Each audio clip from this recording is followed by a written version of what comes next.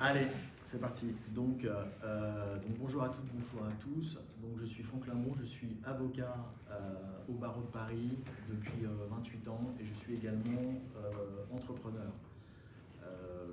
Depuis 2011, notamment sur les projets qui sont en lien avec les technologies. J'ai deux passions dans la vie, c'est les technologies et la musique. Donc, mon premier projet a été de développer une plateforme de streaming en 2011 que j'ai développé avec d'ailleurs un ami qui est clermontois. Donc vous pouvez demander ce que vient faire un avocat parisien ici aujourd'hui. En fait, je suis 100% berlin, je suis né à Clermont, j'ai fait toutes mes études à Clermont-Ferrand. Donc j'ai tous mes amis d'enfance qui sont ici et je continue à mener des projets, je vous expliquerai tout à l'heure, avec des gens qui sont issus du sérail, selon l'expression consacrée. Donc aujourd'hui, je vais vous présenter un retour d'expérience sur mon dernier projet, avec l'idée de vous expliquer comment on peut transformer une expertise métier en un assistant ou ce que j'ai appelé un copilote IA. Donc je vais juste très rapidement en trois parties vous expliquer comment j'en suis arrivé à cette idée, voilà un peu quel est le terreau du projet, comment ensuite j'ai transformé une expertise métier en un produit, et ensuite on verra quels enseignements j'en ai tirés, puisque c'était un peu l'objectif qu'on s'était fixé avec Lionel, de faire un retour d'expérience. Donc l'objet du projet, juste pour que vous compreniez, en tout cas tel qu'il existe aujourd'hui, qui a été finalisé, c'est un assistant IA qui est dédié aux acheteurs dans les entreprises, voilà, et qui les assiste tout au long d'un process, qui est ce qu'on appelle le process source to contract, c'est-à-dire du cadrage du besoin de l'acheteur dans une entreprise jusqu'à la contractualisation. Voilà. Donc c'est un outil IA qui va l'accompagner dans chacune de ces étapes. Alors le point de départ de tout ça, c'est que moi je suis avocat et je suis spécialisé dans tout ce qui est contrat d'achat dans les entreprises, avec un focus plus particulier sur tout ce qui est informatique, télécom, digital, technologie, etc. Donc je travaille depuis une vingtaine d'années pour des directions d'achat, donc des gens qui achètent. J'ai évidemment l'expertise juridique, mais au fil des années, j'ai développé aussi une expertise, une compréhension sur le process et les process d'achat, et donc la façon dont travaillent les acheteurs dans les entreprises. Je suis intégré dans la communauté des acheteurs à différents niveaux, et je fais partie de différentes associations, notamment de ce qu'on appelle le Conseil national des achats, qui est la plus grande organisation qui comprend 30 000 acheteurs au niveau national. Donc voilà, donc le point de départ, c'est cette connaissance juridique et cette connaissance d'une communauté qui est celle des acheteurs. Donc moi, j'interviens évidemment dans mon quotidien naturellement sur les sujets contractuels, réglementaires, conformité et ce qu'on appelle le risque fournisseur. Donc ça veut dire que comme j'ai cette compréhension des métiers, j'ai aussi une compréhension des contraintes qu'ils peuvent avoir, des process selon lesquels ils travaillent, et des modes de décision qu'il peut y avoir. Donc c'est cette immersion dans leur métier qui petit à petit m'a fait rentrer en fait, non pas uniquement en tant qu'avocat dans des logiques juridiques, mais surtout dans des logiques métiers et business. Donc petit à petit, je suis devenu un expert sur voilà comment on fait des analyses quand on est dans les achats, voilà comment on arbitre, comment on fait des décisions quand on est un acheteur dans les entreprises. Et donc tout ça, en fait, ça m'a permis au fil des années d'avoir une très bonne compréhension et d'avoir un raisonnement sur la façon dont travaillent les acheteurs. Mais je ne l'ai jamais réellement structuré, ni que ce soit dans une méthode ou dans un outil. En 2018, j'ai créé une société qui s'appelle Legal by Process. Et donc l'objet de cette société, c'était de digitaliser tout ce qui pouvait être en lien avec le droit, la conformité, les process contractuels, etc. Donc c'était vraiment l'idée de lier la technologie avec mes connaissances juridiques. Et donc, un des tout premiers projets que j'ai réalisé d'ailleurs avec une société clermontoise qui s'appelle aujourd'hui Sicaba, ça a été de créer un e-learning sur le RGPD. Le RGPD, je pense que vous connaissez tous maintenant, c'est le règlement sur la protection des données, un règlement européen. Et donc, voilà, typiquement, on a créé un outil où moi j'ai apporté l'expertise juridique, eux ils ont apporté leur expertise sur notamment ce qui était très intéressant, une technique que je ne connaissais pas qui s'appelle le micro-learning. C'est un e-learning mais très décomposé qui permet d'avancer étape par étape et surtout de valider les acquis de manière intelligente. Donc ça a été le premier exemple de on peut transformer une expertise en un outil. Donc ça c'est un outil qu'on a fait ensemble. Et puis après j'ai fait d'autres projets, d'autres types d'outils. Et puis donc il y a 2 ans est arrivée l'intelligence artificielle. Et donc comme moi vous avez compris, je suis technophile, je me suis mis effectivement à tester tout ce qui sortait comme intelligence artificielle et essayer d'appréhender un peu tout ça. Et là, en fait, rapidement, en utilisant, et notamment, je suis désolé, mais je suis plutôt team ChatGPT, en tout cas pour mon usage, c'est comme ça que j'ai commencé à utiliser les outils. J'ai vraiment eu un déclic parce que j'ai compris que, en fait, avec cette technologie, on pouvait faire des choses assez extraordinaires. Au-delà de ça répond à une question basique, chose que vous pouvez faire facilement au quotidien. Donc j'ai commencé par faire des petits tests avec mes questions à moi en tant que professionnel, alors évidemment des questions plutôt juridiques, pour voir un petit peu quelle était la fiabilité. Donc j'ai vu qu'il y avait un potentiel élevé d'utilisation, mais j'ai rapidement vu qu'il y avait des limites dans l'utilisation d'une IA. C'est les réponses qui sont variables, c'est le fait que ça manque de structure. Vous pouvez tous constater, une IA, c'est très verbeux. Vous lui posez une question qui est très simple, elle vous fait 50 lignes de réponse. L'autre chose, évidemment, c'est ce qu'on appelle les fameuses hallucinations. Et ça, les hallucinations, quand on est avocat, on les voit tout de suite.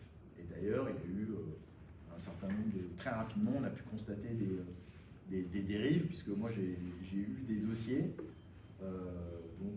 devant des tribunaux où j'avais un confrère adverse qui, par exemple, citait dans ses écritures une décision de la Cour de cassation en disant voilà, la Cour de cassation, le 20 juin 2023, le 19 septembre, ou je sais pas quoi, a dit exactement que dans le sens de où il voulait aller. Je vérifie, je recherche, cette décision n'existe pas.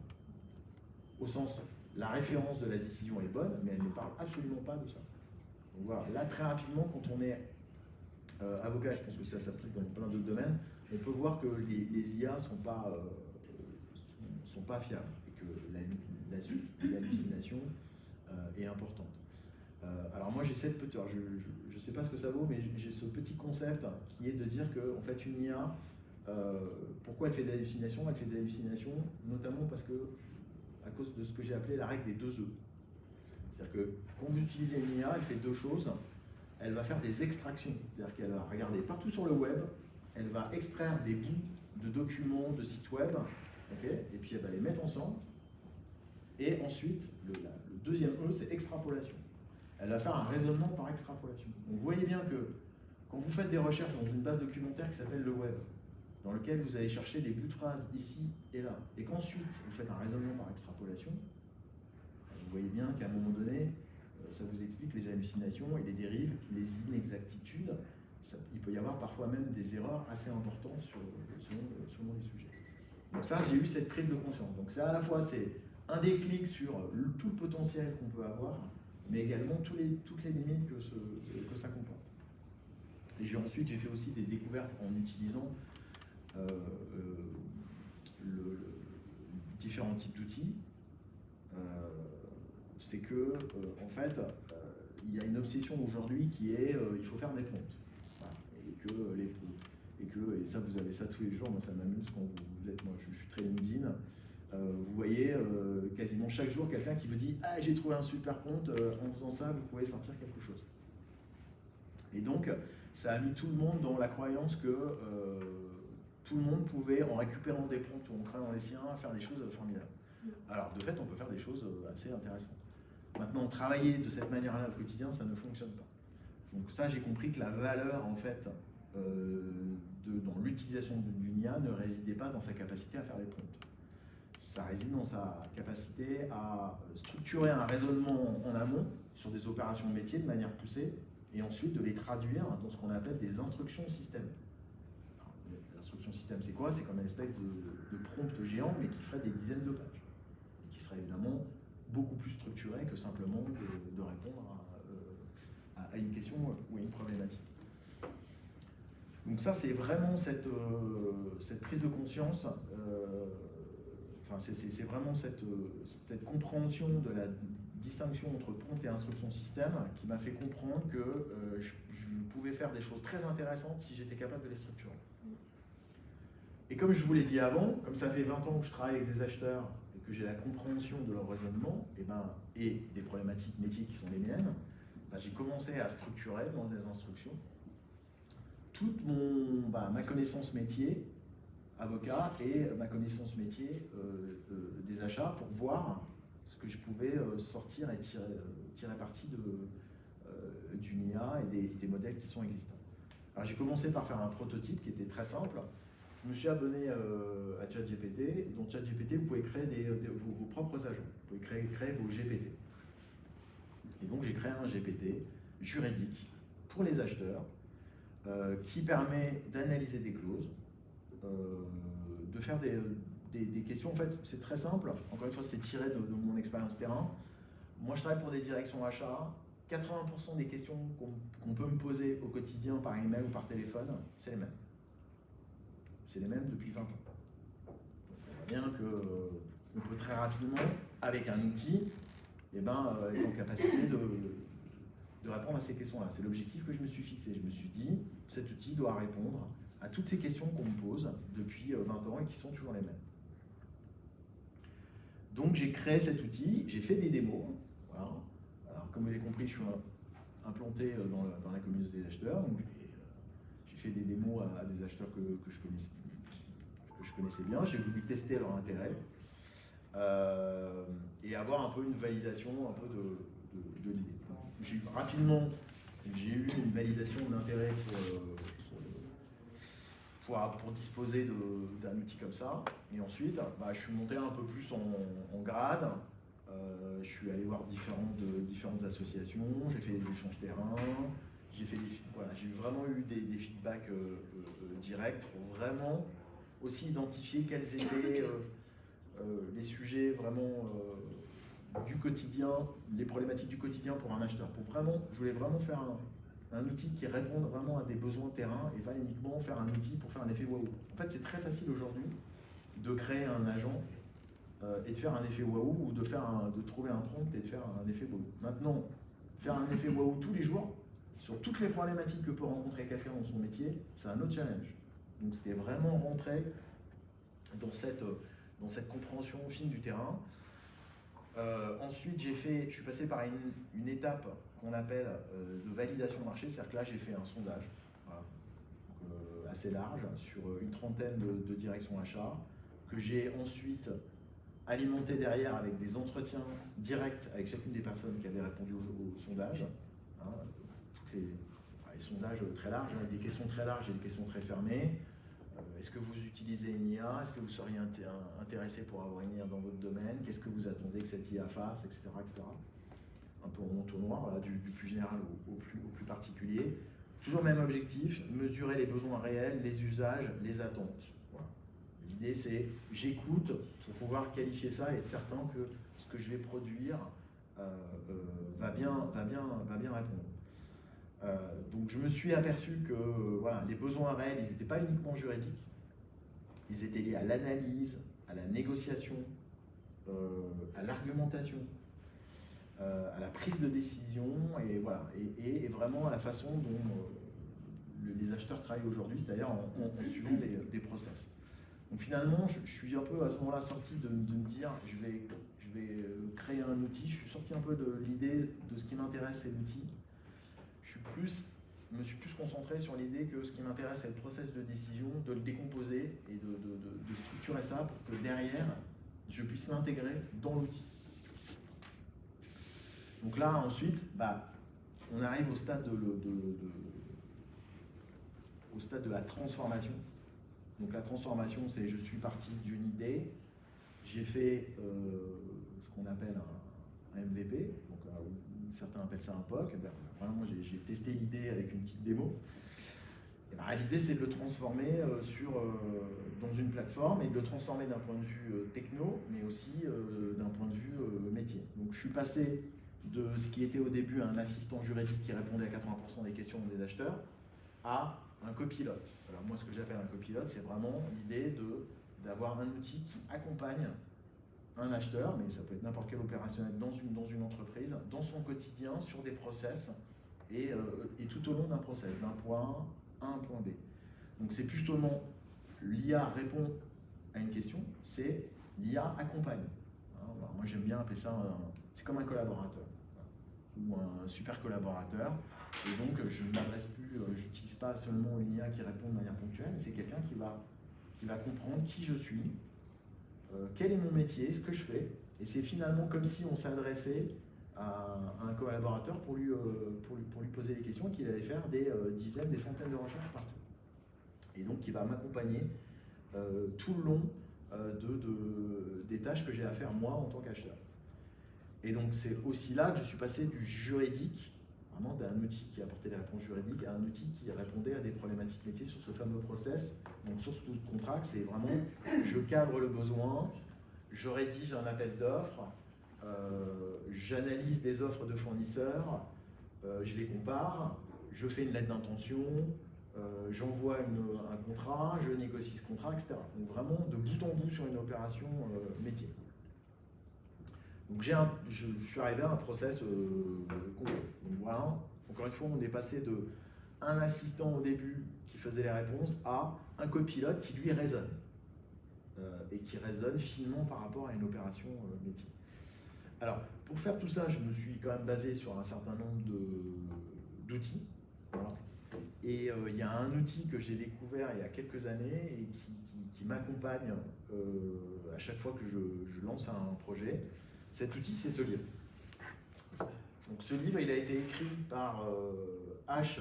Moria, qui est, on va dire, même si j'aime pas ce terme-là, mais un des gourous de la Silicon Valley, voilà, qui a écrit ce livre, qui est exactement dans l'idée de ce que j'ai poursuivi, puisque son titre, c'est « Comment transformer votre idée en succès ». Et donc évidemment, ça s'applique pour toutes les startups, notamment dans la tech. Et donc c'est une méthode qui s'appelle Running Lean. Donc le Lean, c'est une méthode industrielle qui a été créée, notamment très exploitée par les Japonais. Donc lui, il a transposé ça à tous les projets qu'il peut y avoir en matière de technologie, mais ça peut s'appliquer aussi dans d'autres domaines. Donc c'est un livre fabuleux. Pourquoi? Parce qu'en fait, il y a une méthode dedans qui est très bien faite. Et notamment, juste pour que vous voyez à quoi ça ressemble, c'est que très rapidement, on vous demande de créer, alors lui, ce qu'il appelle un canvas, en fait, c'est un tableau. Alors, bien sûr, au moment où il faut que je vous le montre, je ne le retrouve pas, mais bon, voilà. Voilà, c'est un espèce de tableau, il y a 10 cases. Tant que vous n'avez pas rempli vos 10 cases, votre projet n'est pas bon. Okay, et une fois que vous avez rempli vos 10 cases, il y a toute une méthodologie derrière pour vous orienter sur ce que vous devez faire. Il y a tous les passages. Alors, il y a des choses vraiment très basiques comme commencer par identifier quel est le problème. Okay, évidemment, s'il y a un problème, il y a une solution. Quels sont les indicateurs clés? Quelles sont les structures de coûts de votre projet? Quelles sont vos sources de revenus? Quelle est votre proposition de valeur unique? Alors ça, c'est le point le plus important. C'est qu'est-ce qui fait qu'est-ce qui rend votre projet unique? Quel est l'avantage que vous avez sur les autres? Alors, il appelle ça, j'aime bien, l'avantage déloyal. Vous avez un avantage par rapport aux autres qui va être très compliqué à remonter. Donc moi, là, par exemple, sur mon outil, l'avantage que j'ai, pour un outil d'IA dédié aux acheteurs, l'avantage que j'ai, c'est que je suis avocat. Depuis 28 ans, que je connais parfaitement le métier des acheteurs, évidemment le droit, mais aussi leur métier. Donc ça, c'est un avantage déloyal, par exemple. Enfin, déloyal au sens américain du terme, c'est un avantage, on va dire, concurrentiel. Quels sont les segments de clientèle, quels sont les canaux? Et donc ça vous aide, ça vous guide. Alors c'est très intéressant, c'est en français et en anglais, c'est disponible dans toutes les librairies. c'est très intéressant parce que vous pouvez l'utiliser a posteriori. Moi, je l'ai fait, par exemple, j'ai utilisé sur des projets qui n'ont pas marché. Et donc, vous relisez très rapidement, vous comprenez pourquoi votre projet n'a pas marché. Parce que l'idée est bonne de départ, mais la transformer en un succès, en un business, bah, ça ne fonctionnait pas. Donc, voilà. Donc ça, c'est le premier outil que j'ai utilisé et qui vous permet de challenger tout votre projet à chacune des étapes. Le deuxième outil que j'ai utilisé, à votre avis, c'est quoi?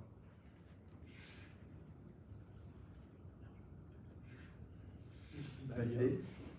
Bravo. Eh non. Puisque aujourd'hui, c'est le grand intérêt de l'IA, c'est que vous avez cet outil-là qui vous permet de vous accompagner pour faire tout un tas de choses. Ça vous accompagne pour structurer votre projet. Okay, en plus, là, vous avez un document de référence, ça va vous aider. Ça m'a aidé à faire à un moment donné un cahier de charge, puisque je suis passé d'un GPT pour faire une démo. À un moment donné, il a bien fallu faire une vraie plateforme. Donc il a fallu lancer un appel d'offres, recruter des développeurs, etc. Bah, j'ai fait mon cahier des charges avec une IA. J'ai fait une analyse de marché avec une IA, notamment, on en parlait tout à l'heure, pour déterminer le prix auquel j'allais pouvoir vendre ça. Et puis challenger tous les modèles économiques, parce qu'en fait il y a plein de modèles économiques pour vendre une IA. Ça m'a permis d'avoir des réflexions stratégiques, ça m'a permis de valider, alors ça j'aime bien, ça c'est très utile. Et d'ailleurs c'est ce que je dis souvent, c'est la chose qui doit vous rassurer, parce que je sais que c'est très, il y a des gens qui sont assez réfractaires à l'IA, ou pour qui l'IA est très, très anxiogène. Mais en fait, aujourd'hui, en tout cas jusqu'à maintenant, il y a une grande différence entre l'humain et l'IA, c'est l'intuition. Une IA n'a pas d'intuition. Un humain a des intuitions. Toutes les grandes créations qui ont été faites dans l'humanité, elles sont basées sur des intuitions. Et même dans votre quotidien, vous avez des intuitions. Simplement, des fois, vos intuitions, elles sont bonnes, un peu moins bonnes, parfois elles sont mauvaises. Et donc là, par contre, l'IA, là où elle va être très forte, c'est qu'elle va vous permettre de confronter, de challenger votre intuition. Et parfois de vous la conforter en vous disant, ok, ton intuition elle est bonne, mais... Donc ça c'est très efficace. Donc voilà, et en plus j'ai challengé tout... Et donc en fait, cette IA, c'est devenu l'outil qui m'a permis de concevoir et de structurer tout mon projet, y compris pour faire des spécifications techniques et fonctionnelles de mon outil. Ça m'a appris aussi, parce que je ne savais pas, je ne suis pas... on appelle ça, je ne suis pas prompt designer, je ne suis pas un designer d'instruction système. Donc ça m'a permis en fait de suivre un programme de formation. Donc j'ai demandé à ChatGPT de me dire, voilà où j'en suis, voilà ce que j'ai fait. Maintenant aujourd'hui j'ai besoin de monter en compétence sur le prompt design. Est-ce que tu peux m'aider? Est-ce que tu peux me faire un programme de formation? Donc il m'a fait un programme de formation que j'ai suivi. Et qui m'a permis de comprendre tout un tas de choses, de monter en compétences. Alors, il y a aussi une autre chose, parce que c'est quand même toujours des aventures humaines, c'est que quand j'ai fait mon cahier des charges et j'ai lancé mon projet pour que vraiment créer une plateforme, j'ai rencontré des développeurs, et puis notamment j'ai rencontré un développeur que j'ai recruté sur une plateforme qui s'appelle Malte. Mais comme je suis quand même un peu old school, j'ai voulu le rencontrer. Donc on s'est rencontrés, parce que moi j'aime bien, je suis très dématérialisé, je suis très techno, mais j'aime bien l'humain, c'est pour ça que je suis là ce matin. Et donc j'ai rencontré mon développeur, et je l'ai invité à prendre un café dans Paris en l'occurrence, et on a discuté, et j'ai eu un bon feeling. Je pense que ça c'est très important d'avoir un bon feeling, même quand on fait des projets technologiques. Alors, je ne vais pas reprendre ma casquette d'avocat, mais souvent il y a des grands projets, y compris des grands projets informatiques, qui ne fonctionnent pas parce qu'il n'y a pas l'humain et le lien n'est pas là. Je ferme la parenthèse. Donc j'ai eu un bon feeling avec ce développeur, et c'est surtout que là il y a eu de la transmission d'informations que je n'avais pas forcément saisie ou comprise ou appréhendée de manière suffisamment fine en ayant une interaction avec une IA. Donc je me suis dit quand même que l'humain ça servait encore à quelque chose. Donc il y a cette complémentarité-là. Donc, qu'est-ce que j'ai fait avec ce développeur qui s'appelle Lucas? En fait, j'ai créé une nouvelle plateforme. Et comme je ne l'ai pas créé n'importe comment, parce que j'ai pris en compte tout ce qu'on m'avait dit dans tous mes entretiens. Et qu'est-ce que j'ai retenu? J'ai retenu 3 choses. Et moi, j'appelle ça, c'est mon triptyque. Souveraineté, fiabilité, sobriété. Souveraineté, aujourd'hui, les entreprises françaises et européennes veulent de la souveraineté. Ils veulent des produits qui utilisent des technologies françaises et européennes. Moi, je suis allé au bout, parce qu'on a la chance d'avoir un leader mondial sur l'IA. J'ai fait une plateforme qui est hébergée en France et qui utilise comme modèle, comme LLM en API, un modèle de Mistral. Voilà. Donc aujourd'hui, tous les composants dans ma plateforme sont des composants, les composants essentiels sont des composants français. Donc ça, c'est très bon pour rassurer les gens, c'est pas qu'un discours marketing, parce que ça les rassure sur tous les sujets de confidentialité. Aujourd'hui, là aussi, je fais une petite parenthèse, je reprends ma casquette d'avocat. Le vrai enjeu de l'IA, c'est la confidentialité.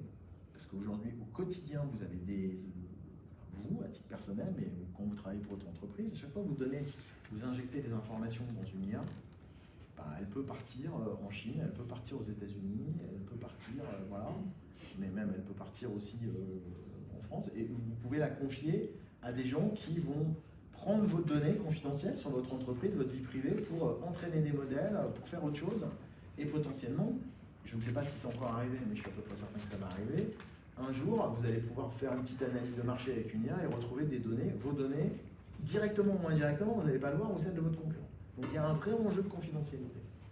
Donc là, l'idée, c'est de se dire, déjà pour gérer cette confidentialité et pour ne pas s'exposer notamment à la réglementation américaine, grosso modo, ils font ce qu'ils veulent. Si le gouvernement américain a décidé d'accéder à vos données qui sont chez n'importe quel fournisseur US, ils le font. Ça leur prend quelques minutes, quelques heures. Donc c'est vraiment l'aspect souveraineté.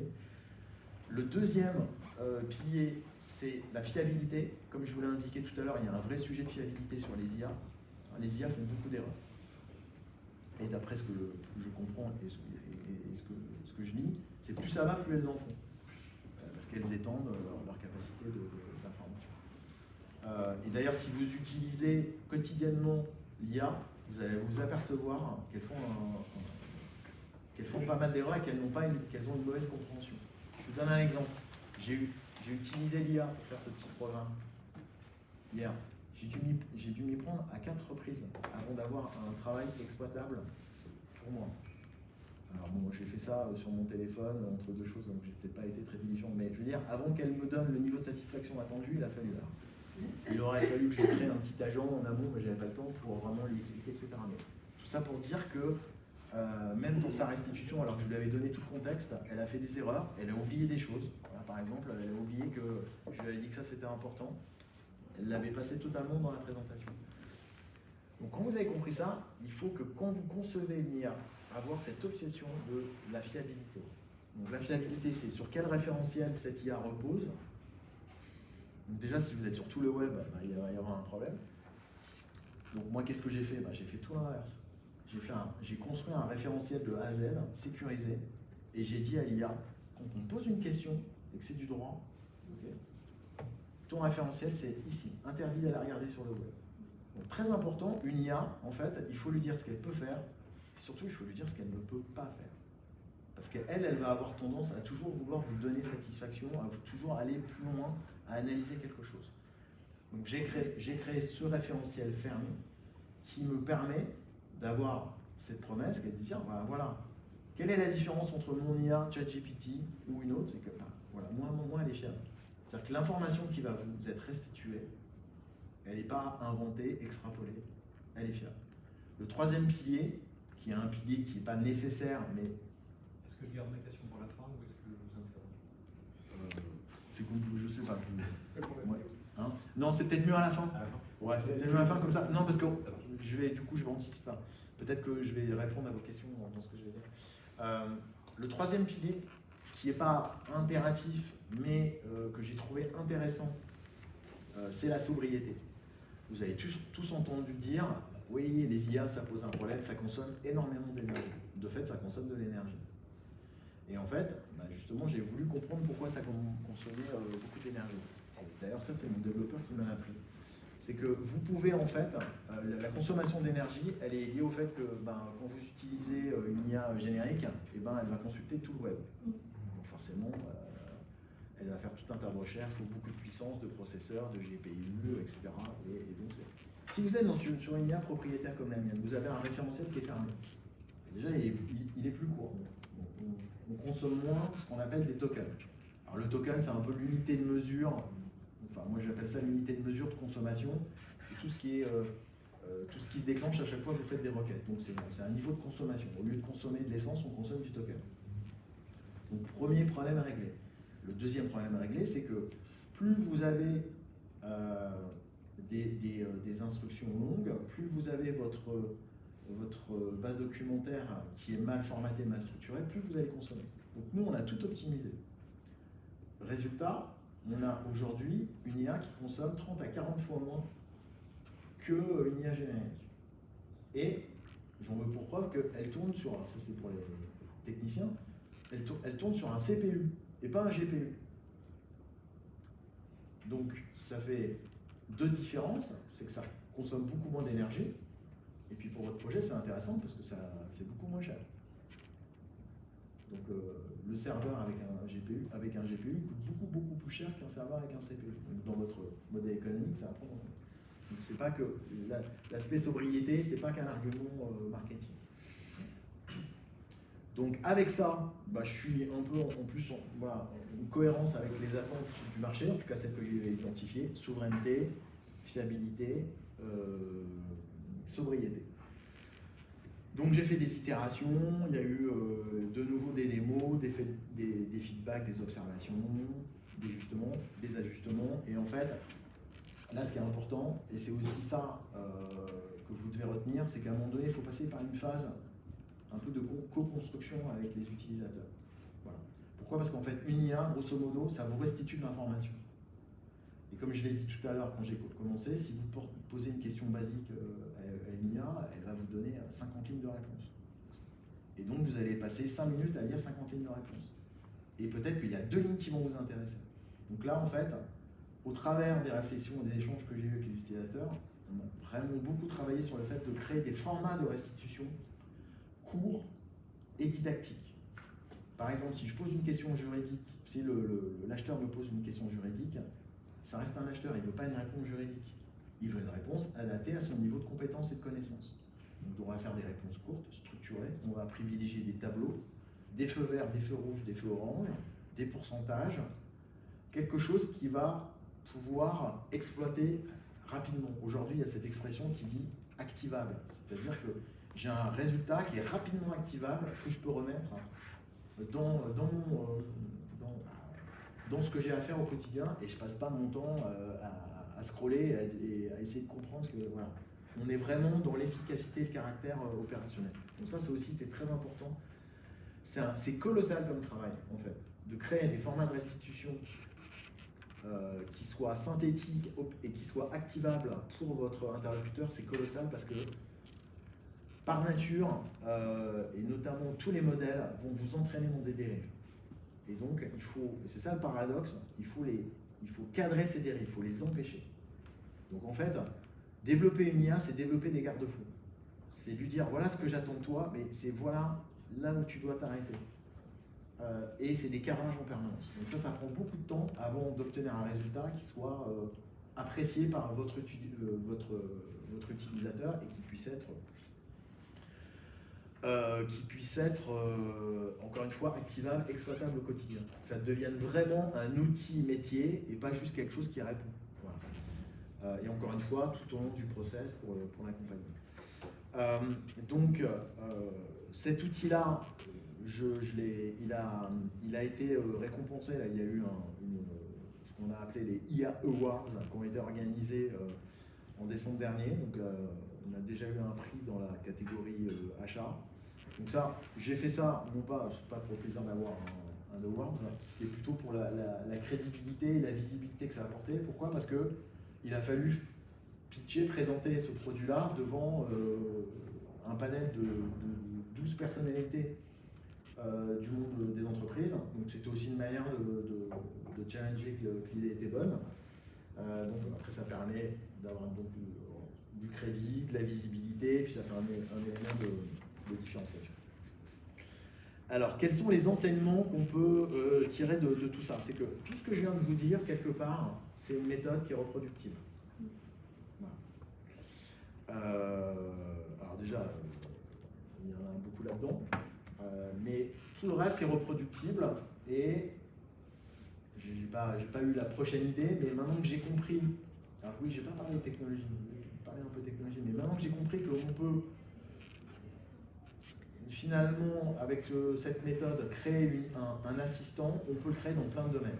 Okay, donc moi, mon assistant, c'est un RAG. Okay, il y a plusieurs types d'IA. Moi, mon IA, c'est un RAG. Ça veut dire quoi? Ça veut dire que c'est une IA qui sert à générer du contenu de manière automatisée à partir d'une base de connaissances. Je fais simple. Et un modèle. Donc ce n'est pas... contrairement à l'idée entendue, ce n'est pas un modèle que j'ai entraîné sur une base juridique pendant des mois pour que ça fasse des choses. Non. Une base de données, un référentiel, un modèle qui va traiter les requêtes qu'on lui a posées et qui rend un résultat. Donc ça, c'est une IA qui est finalement assez simple à mettre en place par rapport à entraîner un modèle pendant des années. C'est un modèle que vous pouvez rendre fiable et sobre. Voilà. Donc ça, c'est vraiment le point important. Et ensuite, vous avez ce qu'on appelle un orchestrateur, c'est-à-dire quelque chose qui va organiser tout ça. Donc cette plateforme-là, maintenant, je l'ai créée une fois, je peux la créer sur demain si j'ai une autre idée pour n'importe quoi, ou si j'ai un client qui me dit « Tiens, c'est génial votre techno, mais moi, je m'en fous du droit et machin, je veux faire autre chose ». J'ai même, moi, développé cette IA avec, ça c'était mon expérience d'autres projets avant, j'ai fait développer cette IA pour que je puisse reprendre la structure de base et la dupliquer pour un autre sujet qui n'a rien à voir avec le droit ou ce métier-là. Donc ça aussi, c'est bien. Donc, quelque part, ça aussi, ça a prouvé que la méthode, elle était, et le schéma était reproductible.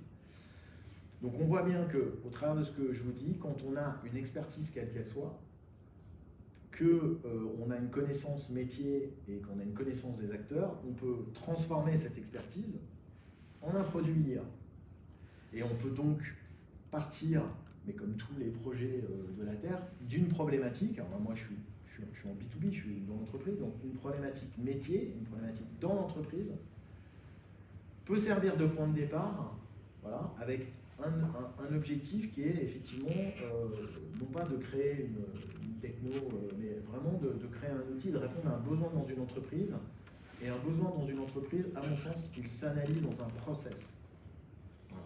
En fait, une entreprise et vos interlocuteurs, ils n'ont pas un problème, ils ont plein de problèmes. Et ces problèmes, probablement, ils s'inscrivent dans le cadre d'un process qu'ils utilisent dans leur métier. Et c'est ça qu'il faut aller capter. La valeur, elle est au niveau du process, c'est pas de répondre à une question. Ça, tout le monde sait le faire. Encore une fois, on fait un prompt et on répond à une question. Donc vraiment, c'est la structuration de tout ça qui va créer la valeur de votre outil. Vous allez avoir les connaissances, la base de connaissances, toutes les instructions à faire pour que ça fournisse un bon résultat. Ensuite, vous allez tester des cas d'usage pour voir si ça marche. Des dizaines de cas d'usage, et puis vous allez procéder par itération, et puis ça va s'améliorer. Et après, clairement, c'est un process continu. Schématiquement, un outil comme ça, alors déjà, de par sa base de connaissances, forcément, elle évolue tous les jours, et moi, je l'alimente en fonction de mes connaissances métiers, mais même les instructions système, la manière dont ça fonctionne, ça évolue, c'est un process d'amélioration continue. Et puis ensuite, le fait d'utiliser l'outil vous donne d'autres idées. Voilà, donc là, cette semaine, je me suis dit, pour l'analyse des offres des fournisseurs, alors ça analyse, ça vous fait des jolis tableaux comparés, critère par critère, etc. Et je me suis dit, tiens, on va ajouter à cette analyse un indice de conformité. On va faire comme un Nutri-Score, ABCDE. Et donc là, c'est pas encore en production, mais l'idée c'est, vous avez cette idée, vous allez l'injecter dans votre produit. Et ça va encore améliorer. Donc c'est ça qui est quand même très, très intéressant. Pour finir, les erreurs à ne pas faire. que j'ai faites ou que j'ai vues. Donc là, la principale erreur, c'est ce que j'appelle techno first. Donc, dans toutes les entreprises, quand le projet il commence par dire ça vient des gens qui font de la techno en disant ah ouais, il y a l'IA, vous allez voir, on va faire des trucs. Et ça, déjà, il y a 80% de chances que ça aille pas. Comme tous les projets dans les entreprises, c'est métier first. Voilà. C'est votre compréhension,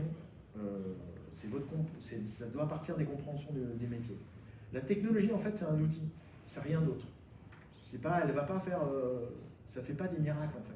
Le problème de l'IA, c'est que les gens ont l'illusion que une IA, c'est l'IA générative qu'on a tous dans nos téléphones. Et il y a ce côté magique, mais en réalité, c'est pas vrai. Il n'y a rien de magique. Et comme on l'a vu, ça peut être ponctuellement magique, ça peut vous rendre des services, mais quand on est dans un contexte B2B, ça ne peut pas fonctionner. Donc, il ne faut pas partir de ça, il ne faut pas partir de la magie. Il faut partir toujours de la même chose, comme tous les projets dans les entreprises, du besoin. Et après, on va mettre un peu de magie dedans. Mais il ne faut pas faire l'inverse. L'autre chose, c'est de faire trop de POC. Là, j'ai fait une intervention la semaine dernière avec aux côtés d'une grande entreprise française. Ils ont fait 150 POC sur l'IA. Au moment où on se parle, il n'y en a aucun qui est arrivé à quoi que ce soit. Okay, donc qu'est-ce qu'ils ont fait? Ils ont dit une idée, un POC. Okay, donc si vous avez retenu ce que j'ai dit, c'est un process, un POC. Hein, ou plein d'idées et un POC, mais pas ça. Donc ils sont partis dans tous les sens et ils n'arrivent à rien, et aussi parce qu'ils ont fait techno first. Okay, parce que les POC, ils sont venus non pas des métiers, ils sont venus de la partie digitale, voilà. Et qu'il y a quelqu'un qui, certainement, pour justifier sa ligne de rémunération et son poste dans l'entreprise, a jugé bon de faire 150 POC. La deuxième erreur, c'est de se dire, c'est ce que j'ai dit tout à l'heure, c'est de se dire, ouais, on va faire, là j'ai un super prompt de base que j'ai trouvé sur Internet, on va prendre un deuxième, on va les mettre ensemble et ça va marcher. Voilà. Zéro. Alors déjà, parce que si vous alignez plus... Alors déjà, pour faire un process, il faut des lignes et des lignes d'instruction, et mettre des ponts derrière les uns derrière les autres, vous allez noyer une IA, vous allez la perdre en fait. En fait, vous créez ce qu'on appelle du bruit. Ouais. Et ça, c'est aussi un des défauts des IA, c'est qu'il faut être très rigoureux. Et faire des copier-coller de prompts, ça ne marche pas. Et d'ailleurs, c'est ce que je dis souvent, moi ce que m'a appris, vraiment les grandes choses qu'on m'a appris sur ce projet IA, c'est, et le fait d'utiliser les IA au quotidien, c'est qu'en fait, ça vous oblige à être rigoureux. Si vous n'êtes pas rigoureux avec une IA, ça va faire du bruit, ça va faire n'importe quoi. Voilà. Et c'est ça le gros problème que vous avez aujourd'hui. Et ça, c'est j'aime bien cette phrase qui est très illustrative, et c'est le problème de tous ces POC aussi, c'est que quand vous avez, mais ça c'est valable pour toute l'informatique et tous les sujets de base de données, garbage in, garbage out. Voilà. Donc si vous donnez des ordures en entrée, c'est pas bien structuré, c'est pas rigoureux, ça vous donnera des ordures à la sortie. Peut-être un peu plus belle, un peu mieux structurée, mais ça restera des ordures. Donc, ça c'est le point important. Le terrain, on l'a vu, l'écoute, et c'est un peu ce que je viens de dire, mais c'est la sous-estimation, et ça c'est le truc. C'est pas réellement une erreur, parce que je ne pouvais pas le savoir, c'est la sous-estimation de la difficulté, de la complexité du IA.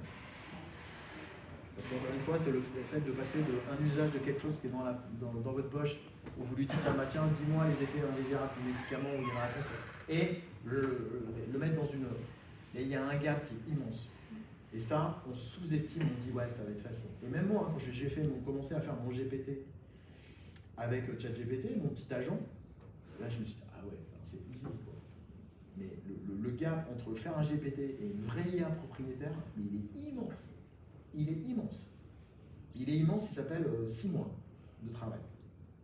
Alors que je pensais que j'avais réglé le truc en 2 mois. C'est immense. Donc voilà, ça c'est vraiment... Donc, ce qui est le problème, c'est l'absence de méthode. L'enjeu, c'est la méthode. Ah ben non, j'avais pas fini.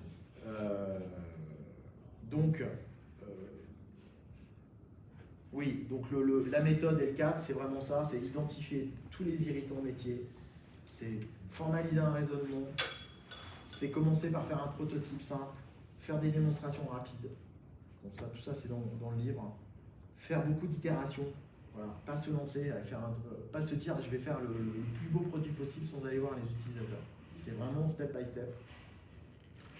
Et ensuite, c'est une fois qu'on a validé tout ça qu'on se dit allez, je vais en faire une plateforme et je vais faire un investissement et je vais mettre du cash sur la table parce que ça va coûter de l'argent. Tout ce que j'ai dit, toutes les étapes avant, vous pouvez les faire quasi gratuitement avec un abonnement avec une IA, vous prenez laquelle, enfin celle que vous voulez, vous créez votre agent. Maintenant, on peut créer des agents avec n'importe quel. Donc c'est vraiment ça que je recommande. Donc c'est un investissement, c'est du temps et un abonnement à une IA. Mais ne faites rien tant que vous n'avez pas fait tous ces sujets-là. Donc voilà. Et une fois que vous avez compris cette méthode, ce qui est intéressant, c'est qu'ensuite, là, vous avez un levier pour faire vraiment ce que j'appelle moi de la scalabilité d'expertise. Vous pouvez vraiment projeter votre expertise dans quelque chose qui va être scalable dans un outil que vous allez vendre à plusieurs personnes. Parce que c'est toujours la question qu'on me pose, et ça peut être la conclusion, c'est pourquoi un avocat va faire un outil IA qui embarque du droit alors que ça va le priver d'un business. Hein, comme je vous l'ai dit, moi, mon premier réflexe, ça a été de dire, mais je vais répondre avec un outil à 80% des questions qu'on me pose au quotidien. Alors, 80% de ces réponses qu'on pose au quotidien, j'y réponds entre 1, 2, 3, 4 minutes. Donc, c'est pas des choses que je peux facturer déjà. Juste économiquement, c'est pas totalement stupide. Et ensuite, est-ce que vous n'allez pas vous priver de votre business futur? Bah, oui et non, parce que de toute façon, l'IA arrive. Okay, et ça, c'est valable pour la majorité de nous tous. Donc, à un moment donné, vous avez deux façons de voir le truc. C'est soit vous attendez que le tsunami vous tombe dessus, et puis vous vous noyez, soit vous essayez de trouver un endroit où vous pouvez essayer un peu de surfer sur la vague. Et donc, de transformer votre expertise qui existe, qui a de la valeur, et de la transformer, de la rendre scalable sur un outil pour ensuite aller vendre votre valeur. Et moi, c'est ce que j'explique. En réalité, cette IA, là-dedans, c'est 28 ans d'expertise. Okay, dans un domaine hyper spécialisé, avec quelque chose qui articule du droit et un process métier. Donc raisonnablement, je me dis encore aujourd'hui, en tout cas on se parle, avant qu'une IA générique soit capable de faire ça, parce que c'est encore pas mal de temps, probablement je serai à la retraite. Donc tout ira bien. Donc voilà, c'est aussi ça l'idée, c'est de se dire, vous allez tirer parti de votre expertise et vous allez la rendre scalable et vous allez la mettre en valeur dans un outil. Voilà. C'est ça l'IA et c'est la bonne conclusion pour dire comment on transforme une expertise métier en une intelligence artificielle. Merci. Merci.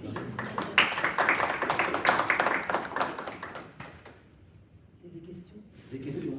Ou alors la réponse a été donnée? Des critiques? La réponse n'a pas été donnée.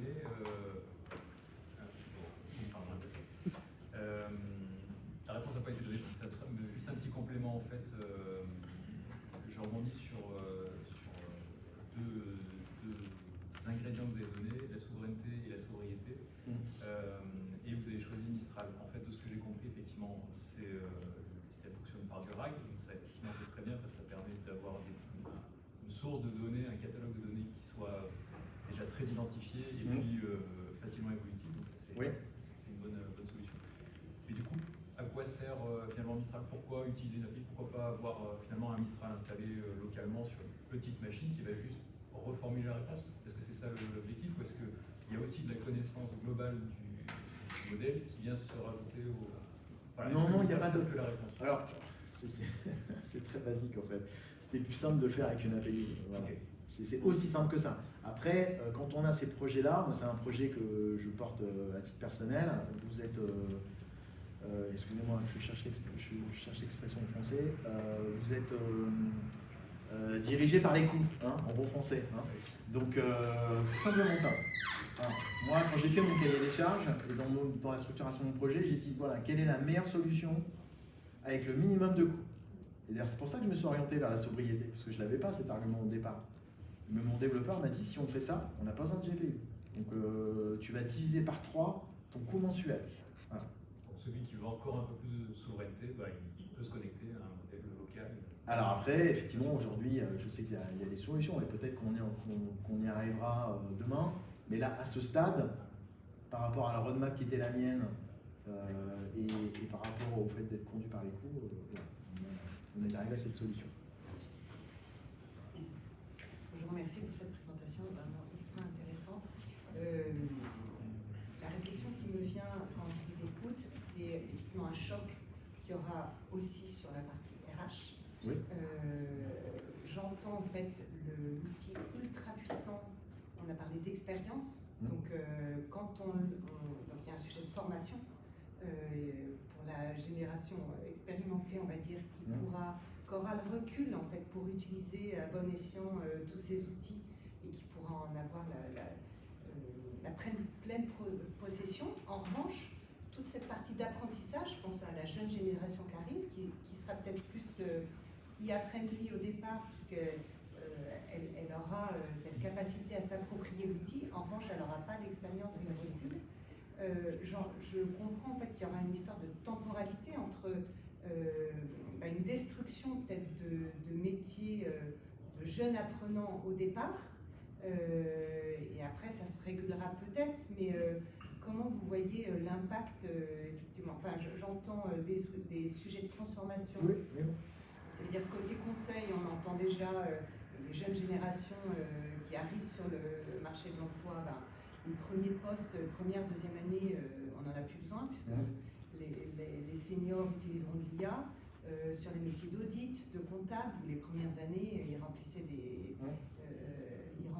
données dans des cases, et à la fois c'est comme ça qu'ils accédaient à une certaine expérience. Comment vous voyez cette temporalité entre l'appropriation de l'outil sur une population un peu plus senior, qui ne l'a pas forcément, et en revanche une jeune génération qui peut s'approprier les outils, les nouveaux outils, en revanche qui n'a pas l'expérience? Alors, je vais vous donner ma vision. Alors déjà, la première chose, c'est pas quelque chose que j'ai indiqué, mais la première chose qu'il faut savoir, c'est que par exemple, moi dans l'outil, ce qu'on a fait, et on a eu un gros travail là-dessus, c'est que quelqu'un qui est totalement inexpérimenté en IA peut l'utiliser. Okay, ça veut dire que je dis toujours, parce que la première chose qu'on dit, mais oui, mais moi je sais pas faire de prompt, rien. Question naturelle, c'est toute la puissance de l'outil. Question naturelle, moi, l'outil c'est déjà que vous êtes un acheteur et c'est déjà ce que vous faites. Donc en fait, il est déjà dans votre tête. Okay, c'est comme si c'était votre collaborateur en fin de fois. Donc, question naturelle. C'est-à-dire même quelqu'un qui est réfractaire et ne sait pas faire, n'a jamais utilisé une IA, en fait, il pose des questions, ses questions métier. Voilà, c'est vraiment cas pratique. Donc déjà, ça, on n'a pas de barrière à l'entrée par quelqu'un qui est senior. Voilà. Ça, c'est la première chose. Maintenant, pour un junior qui n'est pas expérimenté, l'outil, en fait, il a un intérêt. Alors, je ne suis pas rentré dans le détail, mais comme vous avez compris, et c'est pourquoi j'ai beaucoup insisté au début sur le métier, c'est que en fait, j'ai beaucoup travaillé sur la structuration du raisonnement. Donc en fait, l'outil, il intègre toutes les structures de raisonnement métier d'un acheteur. Okay, donc en fait, il sait raisonner comme un acheteur. Donc qu'est-ce qui va se passer? Et ça, c'est un usage que je n'avais pas anticipé. En fait, l'outil, il va être auto-formateur. Vous mettez l'outil entre les mains d'un junior qui n'a jamais fait un appel d'offres, on lui donne un brief, on lui dit, bah voilà, la direction des ressources humaines nous a demandé d'acheter une nouvelle solution de paye. Okay, ils nous ont envoyé un brief de 2 pages. Il va mettre le brief de 2 pages dans l'outil. Et l'outil va l'accompagner étape par étape. Et là, juste en lançant un appel d'offres, il va comprendre tout le process. Si tant est qu'il ne le connaissait pas avant ou pas suffisamment. Comme je dis souvent, l'IA ne fait pas de vous un expert si vous ne l'êtes pas. Okay, mais par contre, l'IA va vous aider à monter en compétences. Donc il y a un phénomène, entre guillemets, d'auto-formation, je ne sais pas si c'est le terme exact, mais vous allez pouvoir apprendre avec l'IA. Et comme je vous l'ai indiqué tout à l'heure, moi j'apprends tous les jours avec l'IA.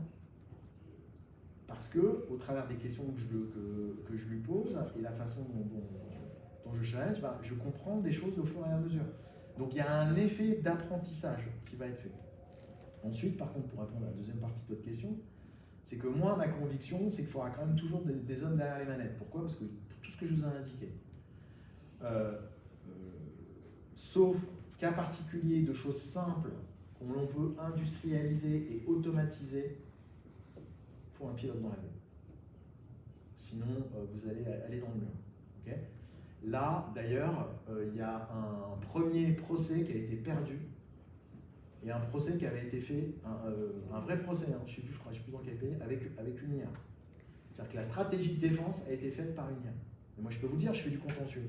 Donc, des fois, je m'amuse à dire, tiens, qu'est-ce que t'en penses, qu'est-ce qu'on pourrait faire, sans l'orienter, sans lui faire part de mes intuitions. Je peux vous dire, il y a des gaps énormes, énormes. C'est-à-dire que c'est là et là. Alors, quand on regarde, ouais, tiens, c'est pas mal, c'est carré, c'est beau, ok. Mais quand on gratte et qu'on doit aller devant un juge, on va dans le mur. Donc, vous aurez toujours besoin d'un pilote. Donc, ça veut dire que le mot, et d'ailleurs, moi, c'est ce que je dis à mes enfants et ce que je dis à tous les jeunes, il faut par contre, c'est sûr, monter en compétence sur l'utilisation des IA. Mais pas pour dire je sais prompter, etc. C'est comprendre ce qu'est une IA, c'est quoi un RAG versus ChatGPT, c'est quoi un assistant, comprendre quelles sont les limites. Plus vous comprenez les limites, ce que vous pouvez faire, ce que vous ne pouvez pas faire, ce que vous pouvez attendre, ce que vous ne pouvez pas attendre, plus vous allez effectivement monter en compétences. Et en fait, finalement, moi je pense qu'on va développer d'autres compétences qu'on ne développe pas aujourd'hui, et qu'il y a des compétences métiers qui ne vont plus servir à rien en tant que telles, parce que vous allez pouvoir très facilement aller les rechercher. Par contre, ce qui va compter de plus en plus, c'est votre capacité à structurer des raisonnements, votre capacité à comprendre des méthodes, à les appliquer. Voilà, ça va être très utile.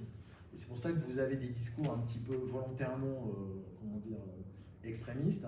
Notamment, il y a une personne que je connais qui s'appelle Laurent Alexandre, qui est le fondateur de Doctissimo, mais qui est par ailleurs professeur de médecine, etc. Il dit aujourd'hui, les études de médecine, ça ne sert à rien.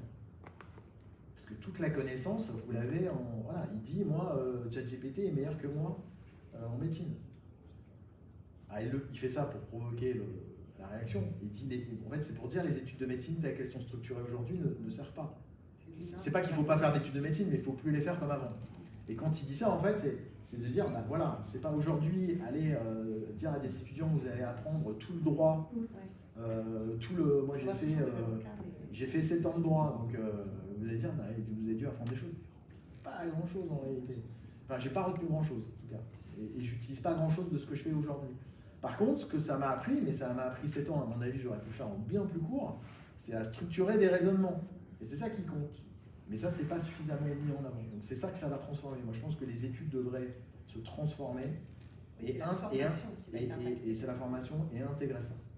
Y compris sur les métiers de conseil et de conseil en stratégie, puisque du coup, une partie... Oui, parce qu'aller chercher l'information et centraliser, ça n'a pas de... Oui, ça n'a plus de valeur. Mais en revanche, comprendre les process, décortiquer les process, comprendre la bonne compréhension des métiers, ça veut dire aussi... Et l'appliquer à un cas client. Voilà. Moi, c'est comme vous. Moi, si j'ai un client qui me demande, je veux tout connaître de toute la jurisprudence sur une question donnée. Donc ça, aujourd'hui, j'ai les IA juridiques. Avant, j'aurais eu un stagiaire, il aurait passé la journée à faire un truc. Là, j'ai tout le sujet. Pour autant, il faut structurer. C'est comment je l'applique dans le cas de mon client. L'IA ne vous répond pas forcément à ça, ou elle va partir dans des hypothèses, à faire du 360 degrés, et passer à côté du truc qui est essentiel pour votre client. Donc voilà. Donc après, vous pouvez y arriver. Encore une fois, si vous avez une très bonne compréhension de comment utiliser l'IA, quelles indications lui donner, etc., vous allez pouvoir faire en sorte qu'elle vous restitue déjà quelque chose qui va être plus fin.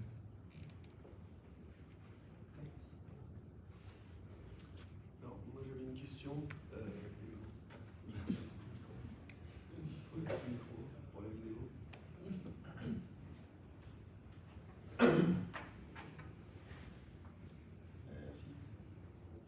Oui, donc j'aurais voulu que vous nous parliez un petit peu plus du dispositif auquel vous avez fait allusion tout à l'heure, à savoir sur l'amélioration continue de votre outil. Ouais. Comment ça se passe? C'est-à-dire il y a une boucle de rétrocontrôle sur les résultats. Le client juge de la qualité de la réponse. Comment ça se passe? Alors déjà, comme j'ai une base de données documentaire qui est fiable et maîtrisée, je sais que ce qui sort est fiable et maîtrisé. Je sais que je n'ai pas de grosses hallucinations. Ce qu'il peut y avoir, c'est des effets de bord dans les formats de restitution, dans les cas d'usage que j'ai pas vu. Donc effectivement, vous avez toujours la boucle utilisateur, mais je l'ai plus le début. on va me dire, bah là, c'est bizarre. Après, moi, je l'utilise, donc quasiment quotidiennement, donc entre guillemets, je m'autocontrôle. Donc j'ai cette boucle-là de retour d'usage. Et après, l'amélioration continue, c'est pas que la correction, c'est de se dire comment on peut optimiser les formats de restitution. En fait, moi, mon obsession, c'est vraiment que ça soit activable, que ça soit exploitable. En fait, ce que je déteste dans les IA, c'est le fameux... voilà. Vraiment, je pose une question et j'ai trop de bruit, quoi. On me pond 50 lignes, alors que ce qui m'intéresse, c'est les 2 lignes au milieu. Et ça, en fait, c'est difficile à obtenir. Hein.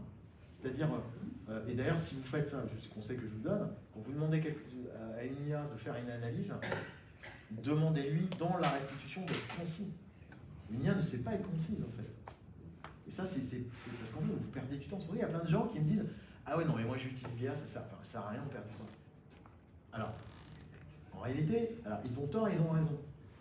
Ils ont tort parce qu'ils ne savent pas utiliser une IA, et ils ont raison parce que la façon dont ils l'utilisent, on perd du temps. Et vous pouvez passer des heures devant une IA avant d'arriver au résultat que vous voulez. Parce que, vous ne savez pas l'utiliser, et parce que, par nature, elle a tendance à aller trop loin. Et d'ailleurs, c'est pas pour rien que... Enfin, c'est pas pour rien. Pour ceux qui ne le savent pas, vous avez des modes, c'est comme dans les jeux vidéo, il y a des modes cachés dans les IA. Donc vous avez des modes de raisonnement que vous pouvez déclencher. Donc moi, dans ChatGPT, il y a 7 modes de raisonnement que vous pouvez déclencher en fonction de vos questions pour que vous arriviez à un meilleur résultat et puis directement au but. Parce que sinon, vous partez pour la journée. C'est-à-dire des modes, vous faites allusion aux différents niveaux de réflexion qui sont accessibles dans un menu ou non? Non, vous les créez, oui, vous me dites par exemple, raisonne en mode expert. Oui. Voilà. Et vous pouvez même les articuler. Moi, mon combo, je lui dis raisonne en mode expert et ensuite enchaîne avec le mode Challenger N2. Donc, le mode Challenger N2, c'est qu'il vous challenge, comme son nom l'indique, et si vous avez une partie en face de vous, il se met à la place de votre partie.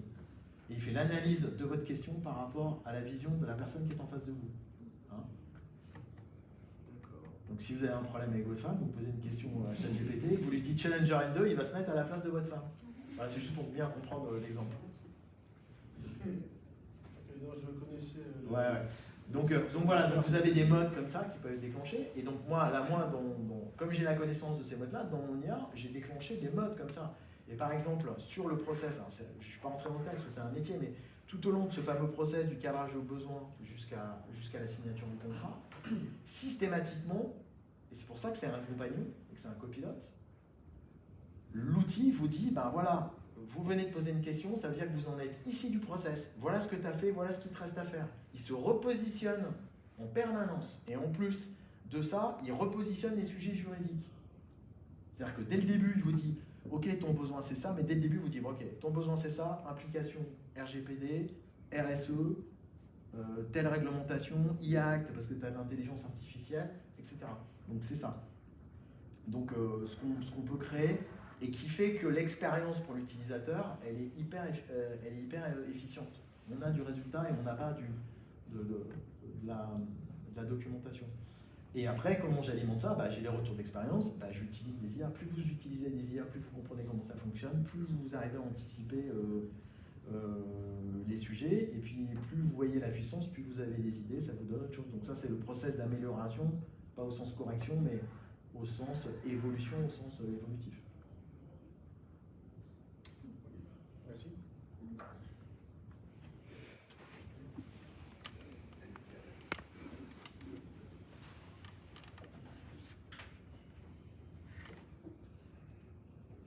Merci beaucoup pour ce retour d'expérience, c'était super intéressant. Ce que je trouve particulièrement intéressant, c'était aussi le fait d'avoir ce référentiel limité. C'est ce qui va vraiment donner de la valeur à l'utilisateur, et ça, c'est l'utilisateur premier, ça c'est nécessaire. Maintenant, ce que je voulais savoir, c'est comment vous l'implémentez chez vos clients et comment vous le commercialisez. C'est-à-dire que vous allez implémenter ce référentiel limité pour chacun des clients suite à leur demande, ou comment vous intégrez ça et comment vous le commercialisez auprès de votre clientèle? C'est une plateforme mutualisée.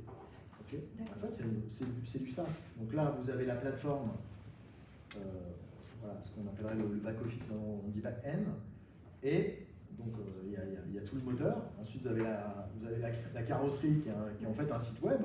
Okay, vous rentrez, vous mettez votre mot de passe, vous accédez à votre espace, vous pouvez créer des projets, des conversations qui sont sécurisées. Et toutes les questions que vous allez poser, elles vont être challengées. Alors, elles peuvent être challengées avec vos propres documents. Vous pouvez lui demander d'analyser votre contrat. Il va analyser votre contrat en fonction du référentiel dans la base. Il peut aussi comparer deux contrats, encore une fois, et avec le référentiel dans la base. Et la base, elle est mutualisée, c'est la même pour tout le monde. Okay. Et ça c'est important, elle ne se nourrit pas de ce que les clients donnent. Okay. Pourquoi? Parce que moi je veux qu'elle reste pure. Parce que ça c'est une erreur aussi qu'on peut faire, parce que on va retomber dans le garbage. Voilà. Et en fait, la clé aujourd'hui dans les organisations, c'est la donnée, et la donnée fiable et structurée. Donc moi j'ai des données fiables, structurées, voilà, et donc on sait que quand on peut l'interroger, on peut faire ça, et qu'à tout moment, ça sera fiable et structuré. Et adapté à votre besoin, il va être exprimé au travers de votre question et des documents que vous avez introduits.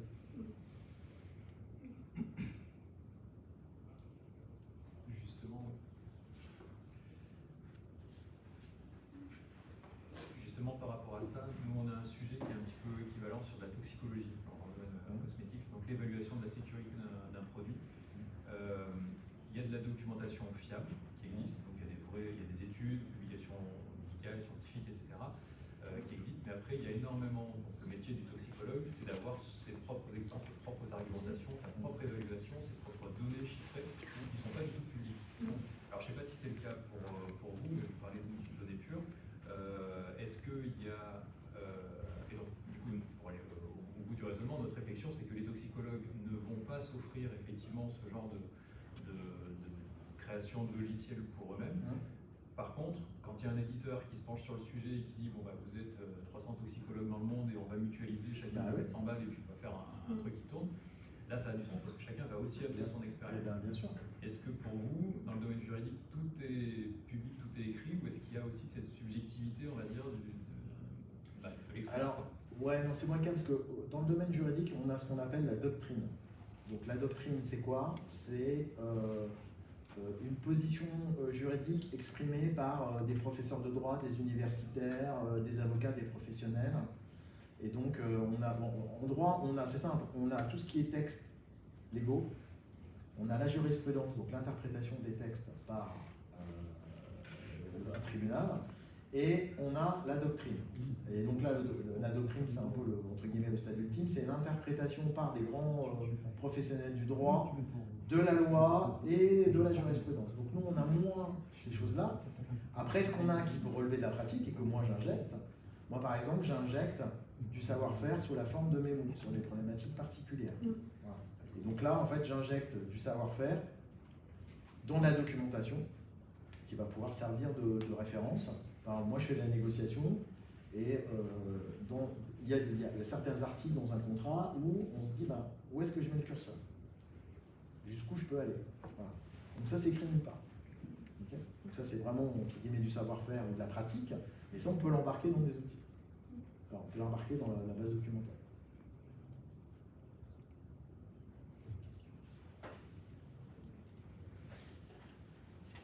Merci pour le retour. J'aurais une question sur comment vous avez compris qu'il fallait passer d'une expertise à un produit logiciel. Alors bon, ça c'est lié à mon parcours. Comme vous avez compris, moi je suis technophile. Donc j'aime bien, voilà, quand il y a des technologies qui sortent, j'aime bien les tester et voir ce que ça peut m'apporter. Voilà. Mais ça depuis toujours. Voilà. Quand j'étais étudiant, très rapidement j'ai eu un ordinateur, j'ai vu ce qu'on pouvait faire avec un ordinateur. Voilà. Après, dès que j'ai commencé à travailler, j'ai vu tout de suite qu'il y avait un... D'ailleurs, ça m'amuse à chaque fois, mais en fait, avec l'IA et ce projet-là, en fait, on retourne à un concept auquel je me suis intéressé quand j'ai démarré, c'était en 97. On appelait ça, c'était la grande mode à l'époque, on appelait ça le knowledge management. Moi, tout ce que je suis en train de faire, c'est du knowledge management. Intelligent, surboosté, vitaminé à l'IA, mais c'est du knowledge management. Donc du management, en bon français, du management de la connaissance, intelligent. Et moi, à chaque fois que je peux mutualiser et faire du knowledge management d'une manière ou d'une autre, alors comme je l'ai fait très basiquement, moi j'ai mes propres bases de données de contrats par exemple, j'ai rédigé, revu des centaines, si c'est des milliers de contrats, et ben en fait je les garde tous religieusement, voilà, pour me dire mais tiens, alors en plus comme j'ai une bonne mémoire, ça peut m'aider, juste avec un ou deux mots-clés, à remonter des cas spécifiques que j'ai pu faire une ou deux fois, etc. Et là maintenant avec l'IA, ça remonte tout ça. Donc en fait, je pense que c'est un état d'esprit et puis comment dire, le fait d'être technophile. Voilà.